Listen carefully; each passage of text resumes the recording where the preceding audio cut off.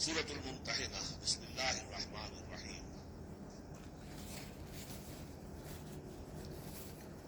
ممتحنہ کا جو زبان نزول ہے معین کر لیجیے، یہ ان دو رکوعوں کے ساتھ سمجھیے کہ جو سورہ توبہ میں ہم نے پڑھے، دوسرا اور تیسرا رکوع۔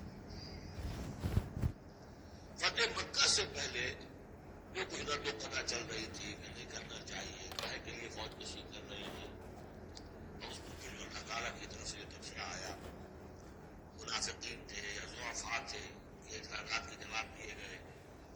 آخر مکے والے کتنے ہی برے صحیح، بہرحال وہ حرم کی خدمت کرتے ہیں، لہذا ان کا ایک نیکی کا مقام بھی ہے۔ وہ ساری دلیاں پڑھ چکی ہیں۔ سورہ توبہ رکوع 2 اور 3، یہ بھی 2 رکوع ہیں۔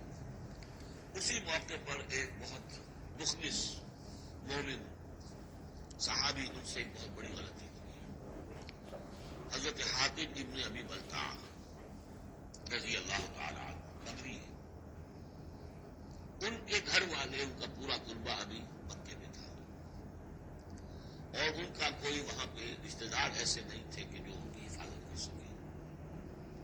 انہیں یہ اندیشہ ہوا کہ اگر واقعی جنگ ہو گئی اور اگر ہم جا رہے ہیں مکے پر چڑھائی کرنے کے لیے، تو پھر یہ ہے کہ مکے میں جو مشرکین ہیں، کفار ہیں، وہ میرے بچوں کو، میرے گھر والوں کو شدید نقصان پہنچا سکتے ہیں، لہٰذا میں ان کے ساتھ بھی نیکی کروں تاکہ میرے اس احسان کو پیش نظر رکھ کر وہ میرے گھر والوں کا لحاظ کریں۔ انہوں نے ایک خط لکھا مکے والوں کے نام، اور اس میں گویا کہ وہ سیکریٹ جو ہے وہ لیک کر دیا کہ محمد اب تم پر چڑھائی کرنے والے ہیں صلی اللہ علیہ وسلم۔ یہ احسان کرا۔ ایک عورت کو وہ خط دیا، اس عورت نے اس خط کو اپنی چٹیا میں باندھ لیا تاکہ تلاشی لی جائے کہیں سے نکلے نہ، اور وہ عورت کو خط لے کر روانہ ہو۔ ادھر حضور کو اللہ تعالیٰ نے وحی سے مطلع کر دیا، حضور نے بھیجا حضرت علی اور ان کے ساتھ ایک اور صاحب کہ جاؤ فلاں جگہ اس وقت وہ عورت ہوگی، جا کے اس کو ٹھہری ہوئی ہے راستہ میں کسی منزل میں، اس کے بعد خط ہے وہ لے کے کہاں پہنچی، عورت موجود تھی، محمد رسول اللہ کی دی ہوئی خبر تو غلط نہیں ہو سکتی، اسے پسند کرنے کا اس کی جو تلاشی ولاشی لی، کسی نکلے۔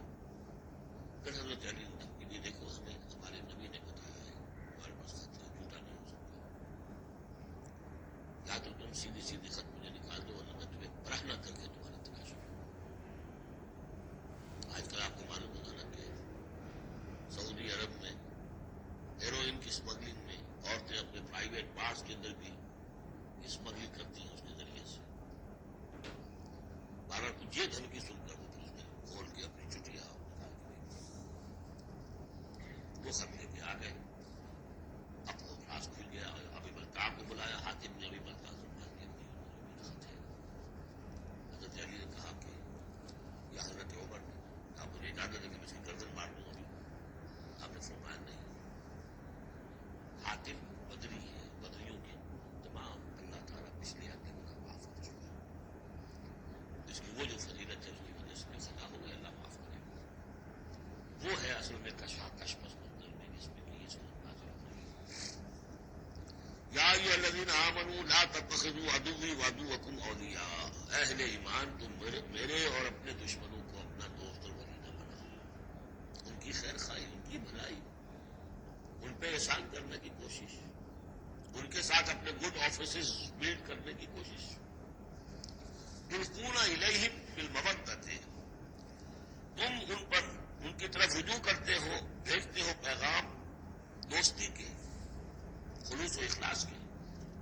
وقد کفروا بما جاءکم من الحق، حالانکہ انہوں نے کفر کیا ہے، انکار کیا ہے اس حق کا جو تمہارے پاس آیا۔ یخرجون الرسول وایاکم، وہی ہے جو نکالتے ہیں، یعنی جنہوں نے نکالا ہے رسول کو صلی اللہ علیہ وسلم، تمہیں بھی نکالا ہے، ان تؤمنوا باللہ ربکم، صرف اس جرم کی پاداش میں کہ تم ایمان رکھتے ہو اللہ پر، اپنے رب پر۔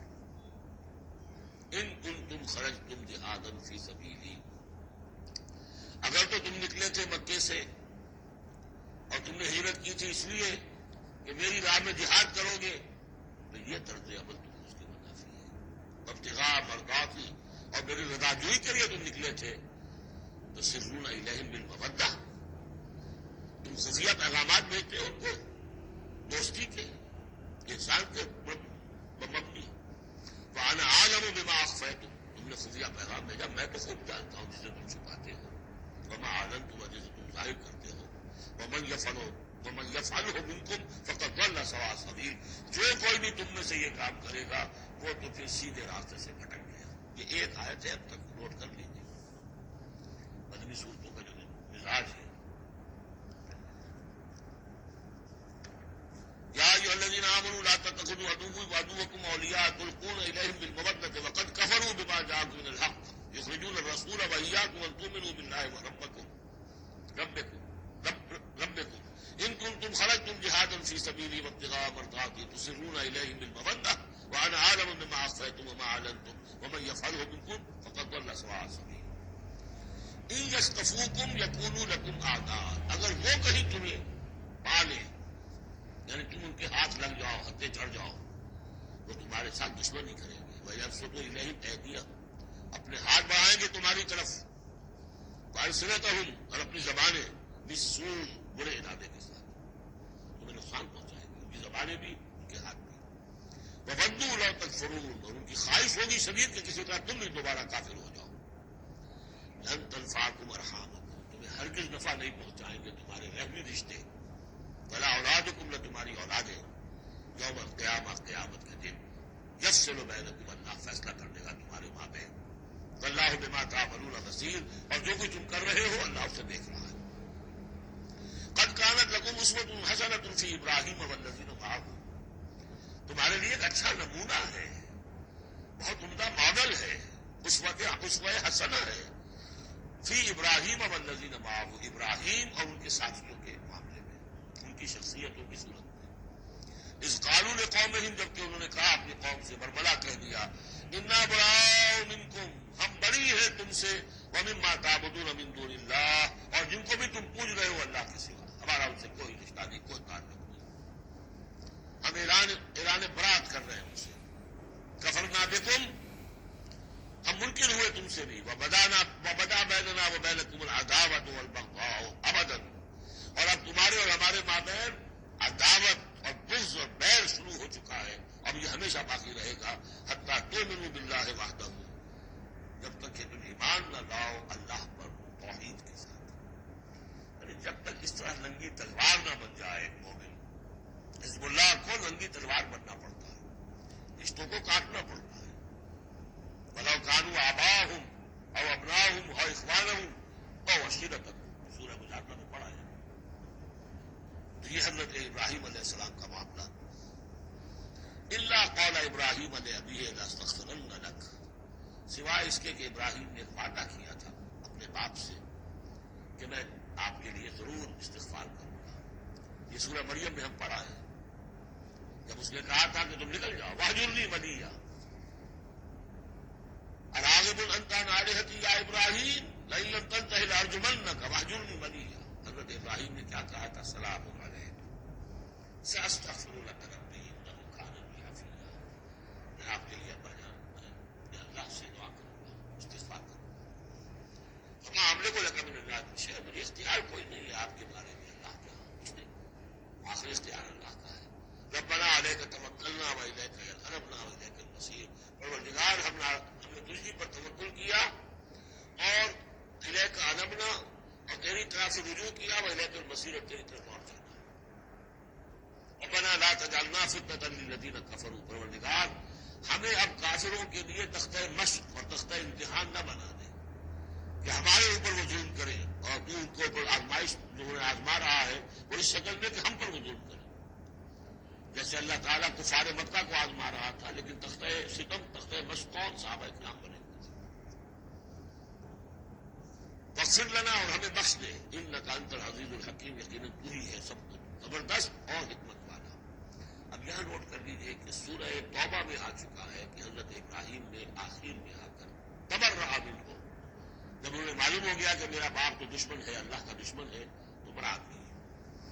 یہ آیتیں جو ہیں یہ سن 8 میں فتح مکہ سے قبل نازل ہو رہی. حاتم بن بلتع کا واقعہ ہے، ابھی مکے تک روانگی نہیں ہوئی ہے.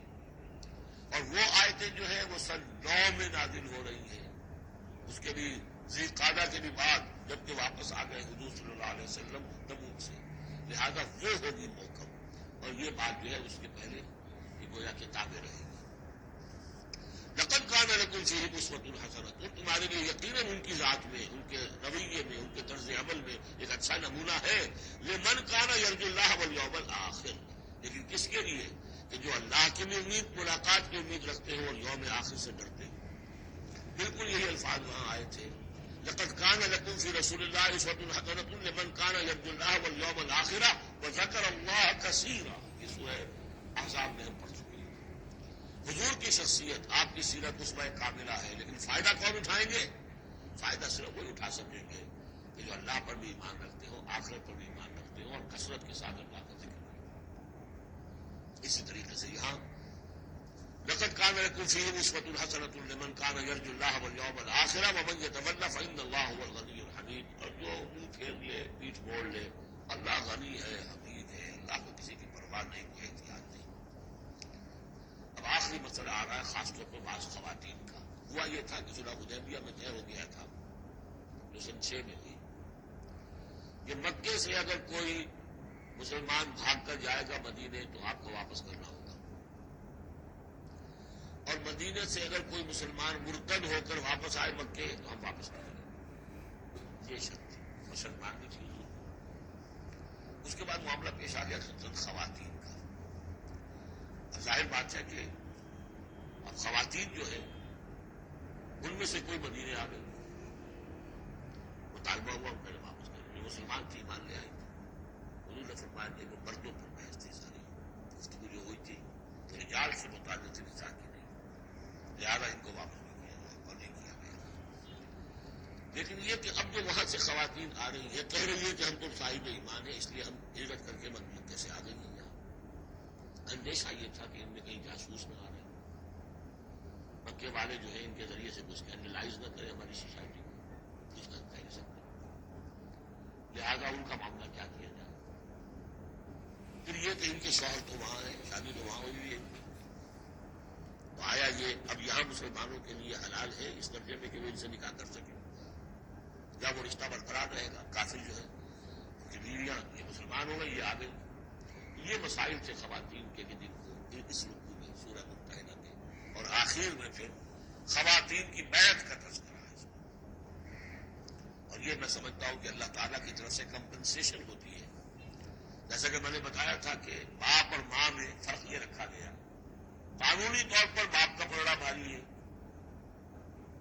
باپ طلاق دے سکتا ہے ماں کو، ماں تو خلا ہی لے سکتی ہے، طلاق دے نہیں سکتی، اور اگر طلاق ہو جائے گی تو اولاد باپ کی شمار ہوگی، ماں کی نہیں، یہ خوراک کا قانون۔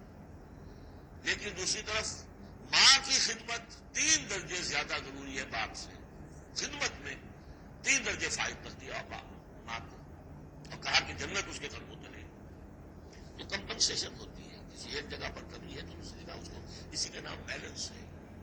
یہ ترازو کے یہ دونوں جو ہے اگر بازو جو ہے یہ برابر ہے تو ایک سر ادھر ڈالیں گے، ایک سر ادھر ڈالیں گے، ترازو کی نمی سیدھی رہے گی۔ ایک چھوٹا ہے ایک بڑا ہے تو چھوٹے میں کم ڈالنے سے چھوٹے میں زیادہ ڈالنا پڑے گا اور بڑے میں کم، تب وہ تو یہ بیلنس تو تب ہوگا کہ وہ جو کمی ہے اس کو پیش نظر رکھے۔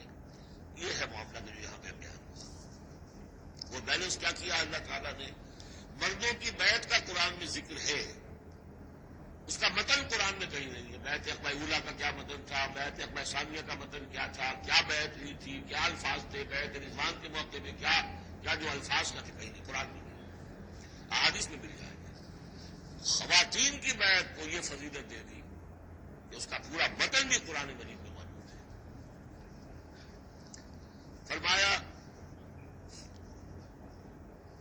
عسى الله ان يجعل بينكم وبين الذين، ابھی وہ مسئلہ ابھی چل رہا ہے، وہ خواتین کا مسئلہ بعد میں آئے گا۔ عسى الله ان يجعل بينكم وبين الذين عاديتم منهم مودة، ہو سکتا ہے مسلمانوں کہ جو تمہارے اور جن کے مابین دشمنی پڑ گئی ہے اللہ تعالیٰ تمہارے مابین پھر دوستی پیدا کر دے۔ کیسے پیدا کر دے؟ وہ ایمان لے آئے، اخوانکم فی الدین، اور کوئی زیادہ دور تو نہیں تھا مرحلہ۔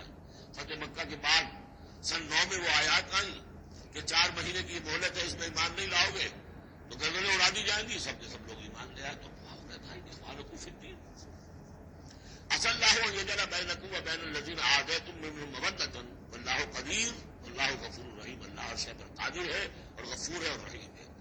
لا ينهاكم الله عن الذين لم يقاتلوكم، اللہ تعالیٰ تمہیں ان لوگوں سے نہیں روکتا کہ جنہوں نے تم سے کبھی جنگ نہیں کی، فی الدین، دین کے معاملے میں، ولم یخرجوکم من دیارکم، اور نے تمہیں نکالا تمہارے گھروں سے، ان تبروہم وتقسطوا الیہم، کہ تم ان کے ساتھ کوئی بھلائی کرو یا انصاف کا معاملہ کرو۔ یہاں بھی ولایت کا معاملہ نہیں، کافر کو ولی نہیں بنایا جا سکتا، پشت پناہ، مددگار، حمایتی، قلبی محبت نہیں ہو سکتی، لیکن کوئی نیک سلوک کرنا، کوئی بھلائی کرنا، اس پر کوئی اعتراض نہیں، کافروں کے ساتھ کرو جو غیر حربی ہے، جس کے ساتھ جنگ نہیں ہے، جس نے کبھی آپ کے خلاف آپ کے کسی دشمن کی مدد نہیں کی ہے، اس کا معاملہ مختلف رہے گا۔ ان اللہ یحب المقسطین، اللہ تعالیٰ انصاف کرنے والوں کو پسند کرتا ہے۔ انما ینہاکم اللہ عن الذین قاتلوکم فی الدین، تمہیں اللہ روک رہا ہے ان سے کہ جنہوں نے تم سے جنگ کی ہے دین کے معاملے میں، دین کی وجہ سے، فاخرجوکم من دیارکم، نکالا ہے تمہیں تمہارے گھروں سے، وظاہروا علی اخراجکم، اور انہوں نے گٹھ جوڑ کیا ہے تمہارے نکالنے پر، ایک دوسرے کی مدد کی ہے، ان تولوہم، کہ تم ان کے ساتھ ولایت، باہمی ولایت، باہمی کا رشتہ قائم کرو، اس سے روکا۔ ومن یتولہم، اور جو کوئی ان کے ساتھ دوستی کرے گا، فاولئک ھم الظالمون، تو وہی لوگ ہیں جو ظالم ہیں۔ یا ایھا الذین آمنوا، یہاں سے اب خواتین کا معاملہ، یا ایھا الذین آمنوا اذا جاءکم المؤمنات مہاجرات، اہل ایمان جب تمہارے پاس آئے مومن خواتین ہجرت کر کے، فامتحنوہن، تو ان کا ذرا امتحان لے لیا کرو، دیکھ بھال کر لیا کرو یہ واقعی مومن ہے، کچھ تھوڑی سی انٹروگیشن ہو، سرسری سی اندازہ ہو جائے، لیکن اللہ اعلم بایمانہن، باقی یہ کہ اللہ تعالیٰ بہتر جانتا ہے کسی کے دل میں ایمان ہے یا نہیں ہے، آپ کے لیے ناممکن ہے کہ آپ اس کی صحیح تفتیش کر سکیں، تاہم پھر بھی کسی درجے میں ایک احتیاطی تدبیر اختیار کرو کہ دیکھ لیا کرو کہ وہ واقع ایمان والے ہیں۔ فَإِنْ عَلِمْتُمُوهُنَّ مُؤْمِنَاتٍ، پھر اگر تم دیکھو کہ وہ مومن ہے، واقعتاً مومن ہے، فَلَا تَرْجِعُوهُنَّ إِلَى الْكُفَّارِ، تو اب انہیں لوٹاؤ نہیں کفار کی طرف، لَا هُنَّ حِلٌّ لَهُمْ، نہ وہ اب ان کافروں کے لیے حلال نہیں ہے، وَلَا هُمْ يَحِلُّونَ لَهُنَّ، نہ وہ ان کے لیے حلال ہے۔ فَآتُوهُمْ مَا أَنفَقُوا، جو کچھ انہوں نے خرچ کیا تھا، مہر دیا تھا، وہ لوٹا دو، یہاں سے دے دو، بھیجوا دو۔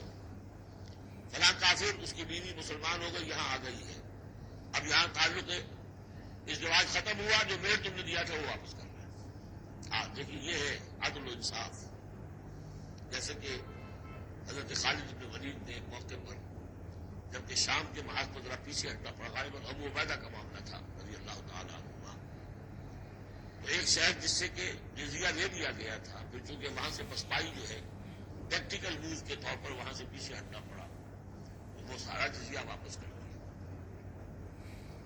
ہم جا رہے ہیں، اب آپ لوگوں کی حفاظت کا ذمہ ہم نہیں لے سکتے، ذمہ کا مطلب ہے ہمیں آپ کی حفاظت کی ذمہ داری پوری کرنی تھی، نہیں کر سکتے، یہ رقم واپس ڈھاڑے مار مار کر وہ روئے کہ یہ لوگ فرشتے لوگ یہ جا رہے ہیں۔ یہاں بھی کہا جا رہا ہے کہ وہ کافر ہے، لیکن یہ کہ ان کے جو انہوں نے مہر وغیرہ دیا ہوا ہے مسلمان عورتوں کا واپس کر لوٹا دو۔ وَلَا جُنَاحَ عَلَيْكُمْ أَن تَنكِحُوهُنَّ إِذَا آتَيْتُمُوهُنَّ أُجُورَهُنَّ، اور اے مسلمانوں تم پر کوئی حرج نہیں ہے، کوئی گناہ نہیں ہے کہ تم اب ان خواتین سے نکاح کر لو جبکہ تم انہیں ان کے مہر لگا کر۔ وَلَا تُمْسِكُوا بِعِصْمِ الْكَوَافِرِ، اور اگر تمہاری بیویاں وہاں ہیں، کوئی رہ گئی ہے، اب کفر پہ ہے، تو تم بھی ان کے ناموس کو اپنے قبضے میں نہ رکھو، یعنی انہیں طلاق دے دو، انہیں فارغ کر دو کہ ہمارا تم سے کوئی تعلق نہیں۔ وَاسْأَلُوا مَا أَنفَقْتُمْ، اور ان سے مانگ لو جو بھی تم نے ان کو دیا تھا مہر کے طور پر، جب ہمارے اور تمہارے درمیان وہ رشتہ ختم ہوا، میرا مہر واپس کرو۔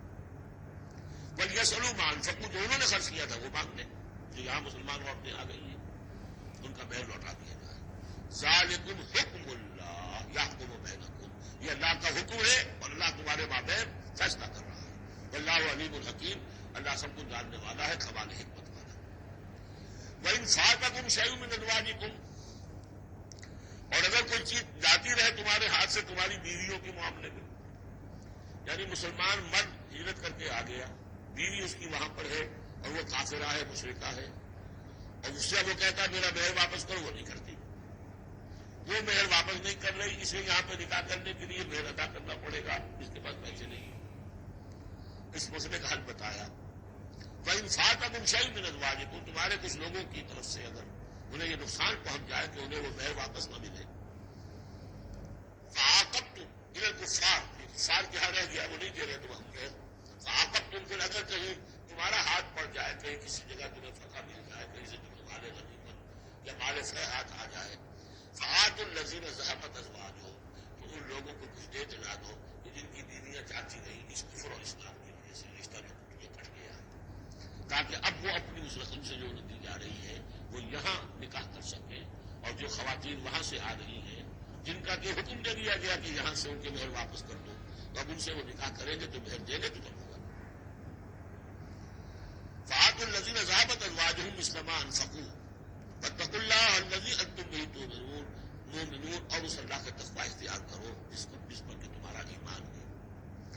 یا ایھا النبی، اے نبی صلی اللہ علیہ وسلم، اذا جاءک المؤمنات یبایعنک، جب آپ کے پاس آئے مومن خواتین آپ سے بیعت کرتی ہوئی، علی اللہ یشرکن باللہ شیئا، پہلی شرط یہ ہے کہ وہ عہد کریں کہ وہ اللہ کے ساتھ کسی شے کو شریک نہیں کریں گی، ولا یسرقن، دوسری ہے کہ چوری نہیں کریں گی، ولا یزنین، کوئی بدکاری نہیں کریں گی، ولا یقتلن اولادہن، اپنی اولاد کو قتل نہیں کریں گی، ولا یاتین ببہتان یفترینہ بین ایدیہن وارجلہن، اور نہ ہی وہ کوئی ایسا طوفان باندھیں گی، وہ بہتان لگائیں گی جو ان کے ہاتھوں اور پاؤں کے مابین سے ہو، سیکشل اسکینڈلس، کوئی عورت جو نیبر کسی کے اوپر اس نے میری آبرو ریزی کی ہے یا اس نے کسی اور اعتبار سے، یہ چیزیں بھی نہیں، اور یہ ہوتا رہا ہے، انبیاء تک کے ساتھ ہوا۔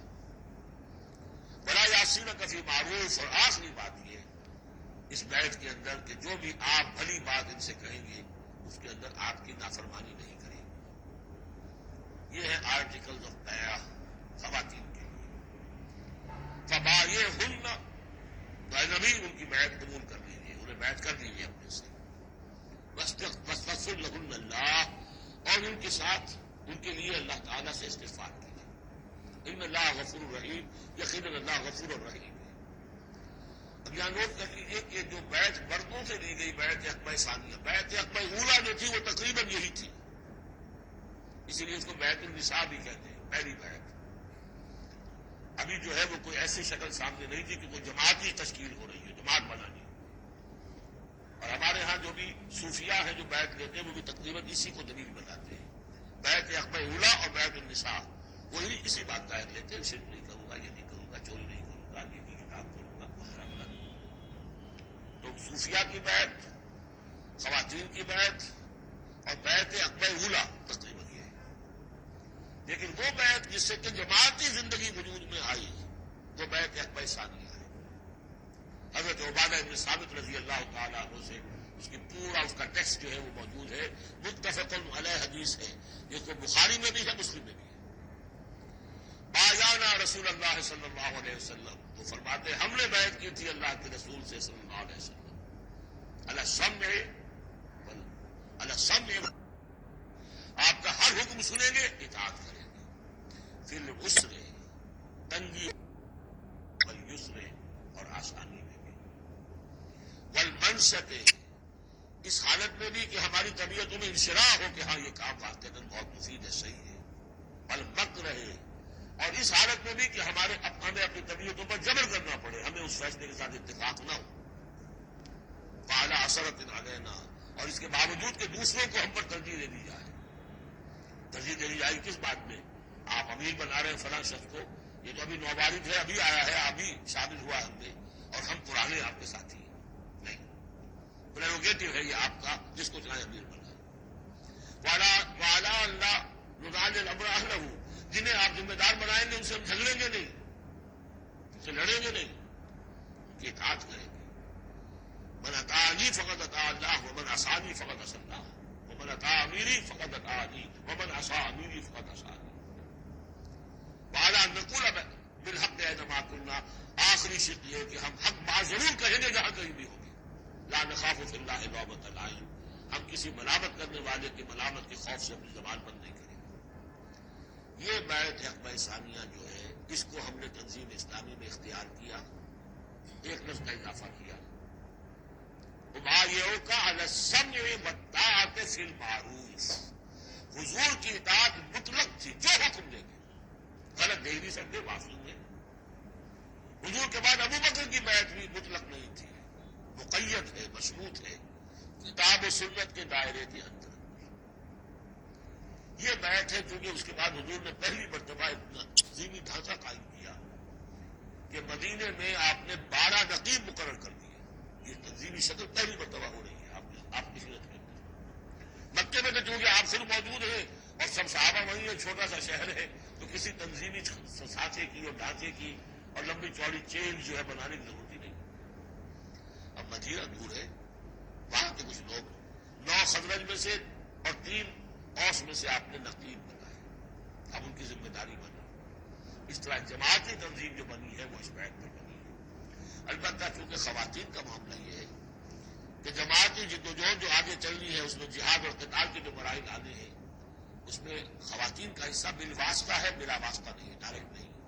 وہ بیعت ان سے نہیں دی گئی بلکہ یہی بیعت دی گئی ہے کہ اس کے اندر یہ افعال ہے، یہ نہیں کریں گے، اور یہ کہ ہاں جو امیر ہے حضور صلی اللہ علیہ وسلم جو بھی حکم دیں گے، جو بھلائی کا حکم ہوگا اس میں ان کی نافرمانی نہیں کریں گے۔ اس کو ہم نے تنظیم میں خواتین کی بیعت کے لیے بعین ہی یہی الفاظ اختیار کیے، اور واقعہ یہ کہ اس کا بہت ایک اہم پہلو یہ ہے کہ چاہے خواتین کو وہ دوسرے کام نہیں کرنے جو مردوں والے ہیں، جنگ میں جانا ہے یا کوئی اور مسئلہ ہے، لیکن ایک سینس آف بلانگنگ ہو جاتی ہے کہ ایک گروہ کے ساتھ ہونا، کونوا مع الصادقین، کوئی ہے جس کے ساتھ آپ نے اپنے آپ کو آئیڈینٹیفائی کیا، جماعتی زندگی ہے اور اس کے تحت کام ہو رہا ہے، اس کی برکتیں جو ہے جو آپ نے فرمایا گیا، آپ حضور نے فرمایا، یہ حضرت عمر کا قول ہے، اثر ہے، لا اسلام الا بالجماعہ، لا جماعہ الا بالامارہ، لا امارہ الا بالسماع، ولا سماع الا بالطاعہ۔ کوئی اسلام نہیں ہے بغیر جماعت کے، کوئی جماعت نہیں بغیر عمارت کے، کوئی عمارت نہیں بغیر حکم سننے کے، اور سننے کا کوئی فائدہ نہیں ہے جب ماننے۔ حضور نے فرمایا علیکم بالجماعہ، ید اللہ علی الجماعہ، تم پر لازم ہے کہ جماعت کی شکل میں رہو اور اللہ کی مدد اور تائید جماعت کے ساتھ ہو۔ اور اس جماعت سازی کے لیے جو مسنون اور منصوص اور معصور بنیاد ہے وہ ہے بیعت، جس کو ہم نے چھوڑ دیا۔ دوسرے طریقے جو ہے جماعت سازی کے، دستور ہو، دستور کے مطابق قوانین ہو، بائی لا ہو، یہ بھی حرام نہیں ہے، یہ بھی مباح ہے، لیکن مباح ہونا اور بات ہے اور منصوص ہونا، مسنون ہونا، معصور ہونا یہ بالکل اور بات ہے، زمین و آسمان کا فرق ہے۔ بہرحال ہم نے تنظیم اسلامی میں اس بیعت کے نظام کو اختیار کیا، اللہ کا شکر ہے کہ جو ایک انسٹیٹیوشن اسلام کا بالکل ختم ہو گیا تھا، ڈیڈ، مجروح، ہم نے اسے زندہ کیا ہے۔ آخری آیت ہے، یا ایھا الذین آمنوا لا تتولوا قوما غضب اللہ علیہم، اہل ایمان ان لوگوں کے ساتھ دوستی نہ کرو جن پر اللہ کا غضب ہوئی۔ جہاں سے یہ سورت شروع ہوئی تھی اختتام پر پھر وہی بات آ گئی۔ اور یئسوا من الآخرہ، یہ آخرت سے مایوس ہو چکے ہیں، کما یئس الکفار من اصحاب القبور، جیسے کہ کفار مایوس ہو چکے ہیں اصحاب قبور میں سے۔ اس کے 2 معنی دیے گئے ہیں، جیسے کفار جو قبر میں ہیں ان پر تو حقیقت واضح ہو چکی ہے نا، عالم برزخ میں جب پہنچ گئے تو انہیں معلوم ہے، اب حقائق منکشف ہو گئے، جیسے وہ مایوس ہو گئے ہیں کہ ان کے لیے اب کوئی راستہ نہیں، اللہ کے عذاب سے بچنے کی کوئی شکل نہیں۔ یا یہ کہ جیسے یہ کفار مایوس ہو گئے ہیں کہ جو قبر میں چلا گیا اس کا کوئی باعث بعد الموت نہیں ہے، اس کو دوبارہ اٹھا جانا نہیں ہے، دونوں امکانات، دونوں تجربے کیے گئے ہیں، تو تم ان لوگوں کی طرح نہ ہو جاؤ جو مایوس ہو چکے ہیں یہ لوگ اللہ کی رحمت سے۔ یہ لوگ جو ہیں، یہ جو یہودی ہیں